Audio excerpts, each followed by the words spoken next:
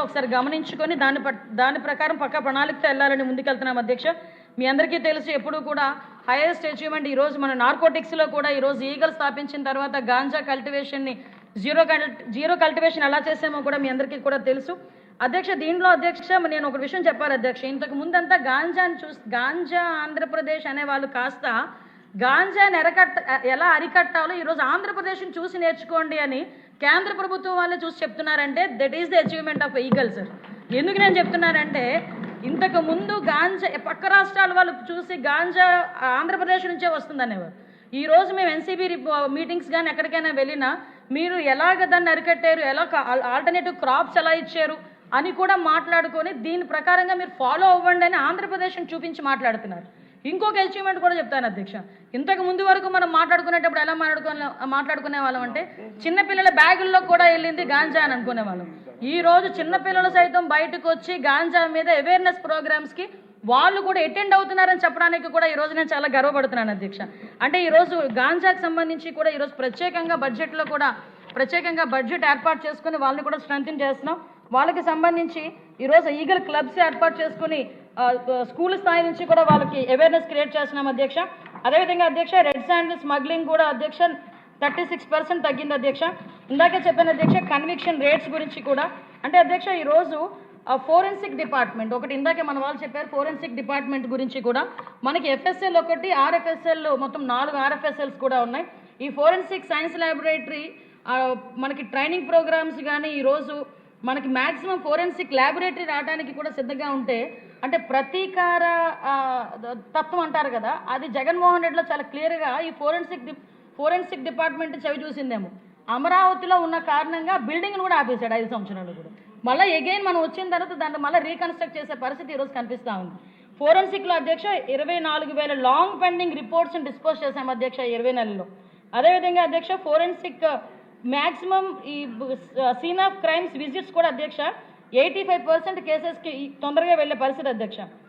Scene of crime దగ్గరికి forensic department వాళ్ళు within 15 minutes to టౌన్లో అయితే రూరల్లో అయితే 45 నిమిషాల్లో వెళ్తున్నారు అధ్యక్ష.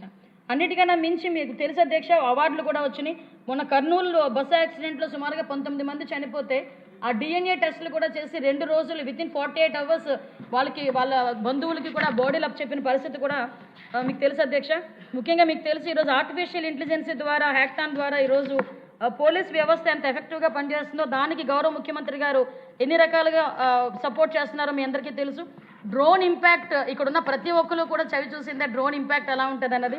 ఇందాకే చెప్పాను ఈవ్ టీజింగ్ కానీ ఆర్గనైజ్డ్ గ్యాంబ్లింగ్స్ కానీ గాంజా కన్జ్యూమర్స్ కానీ గ్యాంబ్లింగ్స్ కానీ ఇలాంటివన్నీ కూడా ఓపెన్ డ్రింకింగ్ చేసిన ఎక్కడైనా కూడా ఈ డ్రోన్స్ ద్వారా పట్టుకొని వాళ్ళ మీద కేసులు కూడా ఫైల్ చేయడం జరుగుతుంది.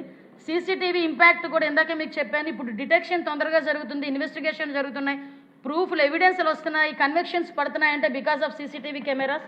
ఇదే విధంగా అధ్యక్ష ఇందాకే చెప్పాను అధ్యక్ష నేషనల్ రికగ్నిషన్ కూడా మనకి నాట్ గ్రిడ్ అని ఉంది అధ్యక్ష, నేషనల్ ఇంటెలిజెన్స్ గ్రిడ్. ఈ పోర్టల్ ఇన్వెస్టిగేషన్ ఇంటెలిజెన్స్లో మనకి నెంబర్ 1 ర్యాంక్ కూడా వచ్చింది అధ్యక్ష. దాంతోపాటు సెంట్రల్ ఎక్విప్మెంట్ ఐడెంటిటీ రిజిస్టార్లో కూడా అధ్యక్ష ట్రేసింగ్ లాస్ట్ మొబైల్స్లో ర్యాంక్ 6లో ఉన్నాం అధ్యక్ష. అంటే maximum national narcotic control bureau నుంచి ఆంధ్రప్రదేశ్ అచీవ్మెంట్స్ కూడా వాళ్ళు గుర్తించిన పరిస్థితి కూడా ఉంది అధ్యక్ష. అదేవిధంగా అధ్యక్ష ఈరోజు వెల్ఫేర్ మోడర్నైజేషన్లో మీ అందరికీ తెలుసు అధ్యక్ష ఎన్నో కేసులు పెట్టారు. ఏదో రకంగా కానిస్టేబుల్ నియామకాలు కూడా అడ్డుకోవాలనుకున్నారు. మేమే పెట్టామన్నారు, మేము అన్నీ పూర్తి చేసిన తర్వాత మేము పెట్టాం కాబట్టి మీరు పూర్తి చేశారన్నారు. అయినా కూడా ఈరోజు సుమారుగా అన్నిటినీ ఎదుర్కొని అన్ని మాటల్ని ఎదుర్కొని సుమారుగా 5,757 మంది కానిస్టేబుల్స్కి నియామకాలు ఇచ్చి వాళ్ళ తాలూకా స్టైఫండ్ కూడా ఒకే ఒక అమ్మాయి ఆ రోజు సీఎం గారిని అడిగింది అధ్యక్ష, సార్ మాకు స్టైఫండ్ పెంచండి అని. 4,000 రూపాయల నుంచి 12,000 రూపాయలకి 4,500 నుంచి 12,000 రూపాయలకి పెంచడం జరిగింది అధ్యక్ష. నన్ను సభ్యులందరూ కంగారు పెట్టేస్తున్నారు అధ్యక్ష. నాకు ఇచ్చిందే ఇంత సమయం, పెద్ద సబ్జెక్టు అయినా కూడా ముగించేస్తాను తొందరగా అధ్యక్ష. మోడర్నైజేషన్కి కూడా ఈరోజు ఎఫ్ఎస్ఎల్ ఫండ్స్ కానీ అధ్యక్ష ఫోరెన్సిక్స్కి సంబంధించి వెహికల్స్ ఇవన్నీ కూడా తీసుకోవడం జరిగింది అధ్యక్ష. ఎస్పెషల్ అధ్యక్ష ఇంకో మీకు ఒకటే చెప్తున్నాను అధ్యక్ష, పెట్రోల్ ఇవ్వాలని మా రాజుగారు గోల. అంటే వెహికల్ ఇస్తే పెట్రోల్ కూడా ఇస్తాం సార్. వెహికల్ ఒకటి ఇస్తే ఏం చేసుకుంటారండి, అందుకే వెహికల్తో పాటు పెట్రోల్ కూడా ఇస్తాం, లీటర్లు కూడా ఇస్తున్నాం సార్. ఇప్పుడు చెప్పబోతున్నాను ఈరోజు 3,000 వెహికల్స్ ఇవ్వడానికి కూడా రాష్ట్ర గవర్నమెంట్ ఈరోజు సిద్ధపడి పోలీసులకి వాళ్ళ తాలూకు ఇన్వెస్టిగేషన్కి కానీ వాళ్ళకి మౌలిక సదుపాయాలు కల్పించాలనే ఉద్దేశంతో ఆ 3000 వెహికల్స్ ఈరోజు బడ్జెట్లో ప్రవేశపెట్టినందుకు ప్రత్యేకంగా ఆ గౌరవ ఆర్థిక శాఖ మంత్రి గారికి, గౌరవ ముఖ్యమంత్రి గారికి కూడా నేను స్పెషల్గా థ్యాంక్స్ చెప్పుకుంటున్నాను అధ్యక్ష. అదేవిధంగా అధ్యక్ష, సుమారుగా డీజిల్ గురించి ఎప్పటి నుంచో సభ్యులందరూ కూడా 300 లీటర్లు పెంచమని చెప్పారు. దాన్ని కూడా ప్రపోజలే కాదు, దానికి కూడా సముఖంగా ఆర్థిక శాఖ వాళ్ళు కూడా మనకు చెప్పడం జరిగింది. వాటితో పాటు ఇన్వెస్టిగేషన్ ఛార్జెస్ కానీ, సీసీటీవీ కెమెరాస్కి స్పెషల్ ఫండ్స్ కానీ, పోలీస్ డిపార్ట్మెంట్కి సంబంధించి ఇన్ఫ్రాస్ట్రక్చర్కి కానీ ఈరోజు ఫండ్స్ కూడా భారీగా. అధ్యక్ష, మీకు విషయం చెప్పాలి, లాస్ట్ బడ్జెట్ కన్నా ఈ బడ్జెట్లో 7% ఎక్కువగా పోలీస్ డిపార్ట్మెంట్కి కేటాయించడం జరిగింది. దీన్ని బట్టే అర్థం అవ్వాలి పోలీస్ డిపార్ట్మెంట్ పట్ల ఎంత సానుకూలంగా ఉన్నారన్నది, ఈ గవర్నమెంట్ సానుకూలంగా ఉన్నారని తెలియాలి. ఇంకా ఫైర్ డిపార్ట్మెంట్ ప్రక్షాళన ఇవన్నీ కూడా ఒకసారి నోట్ పంపిస్తాను అధ్యక్ష అందరికీ కూడా. ఫైర్ డిపార్ట్మెంట్ ప్రిజన్స్ గురించి మాట్లాడారు, ఫైర్ స్టేషన్స్ కూడా ఇస్తున్నాం. ప్రిజన్స్లో కూడా అధ్యక్ష ప్రత్యేకంగా ఈ రిమిషన్స్ కూడా ఇంచుమించుగా పెట్టాం అధ్యక్ష. సుమారుగా 20 మంది లైఫ్ ప్రిజనర్స్ కూడా ఈరోజు విడుదలైన పరిస్థితి కూడా కనిపిస్తూ ఉంది.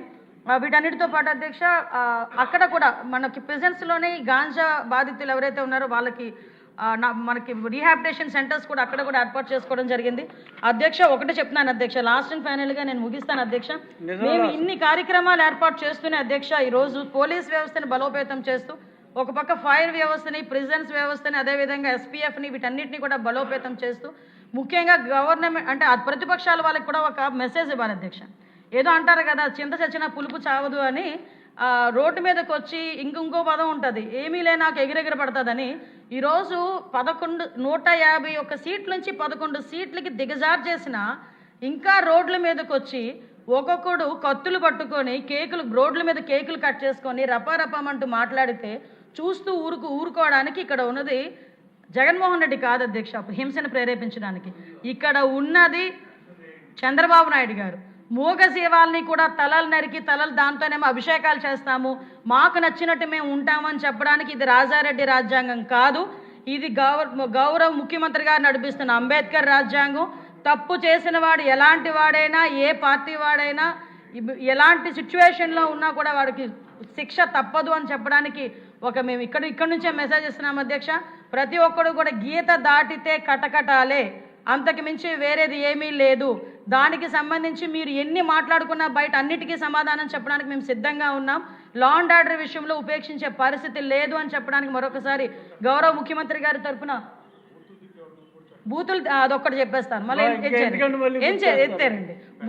సోషల్ మీడియాకి సంబంధించి కూడా ఒక గ్రూప్ ఆఫ్ మినిస్టర్స్ ఒక మీటింగ్ కూడా ఏర్పాటు చేసుకున్నాం అధ్యక్ష. దాని మీద కూడా అతి త్వరలోనే ఒక మంచి చట్టాన్ని కూడా తీసుకొస్తామని సభకి తెలియజేసుకుంటూ thank you so much sir. జై హింద్. సమయం చాలా తక్కువ ఉంది, ఇంకా 3 మినిస్ట్రీల మీద డిస్కషన్ కూడా ఉంది. కాబట్టి సభ్యులు క్లుప్తంగా మాట్లాడి, మంత్రులు కూడా అంత ఎక్కువగా కాకుండా కాస్త క్లుప్తంగా మాట్లాడితే మీకు భోంచేసే అవకాశం ఉంటుంది. ఇప్పుడు రెవెన్యూ శాఖ మీద డిస్కషను, ఓన్లీ రెవెన్యూ మీదే. మిగతా సబ్జెక్టులు కూడా ఓవర్లాప్ అవుతున్నారు చాలామంది. ఓన్లీ రెవెన్యూకి రెస్ట్రిక్ట్ అవ్వండి. యార్లగడ్డ వెంకటరావు మాట్లాడతారు. రెవెన్యూ రిజిస్ట్రేషన్ స్టాంపుల విభాగానికి 3,867 కోట్ల 50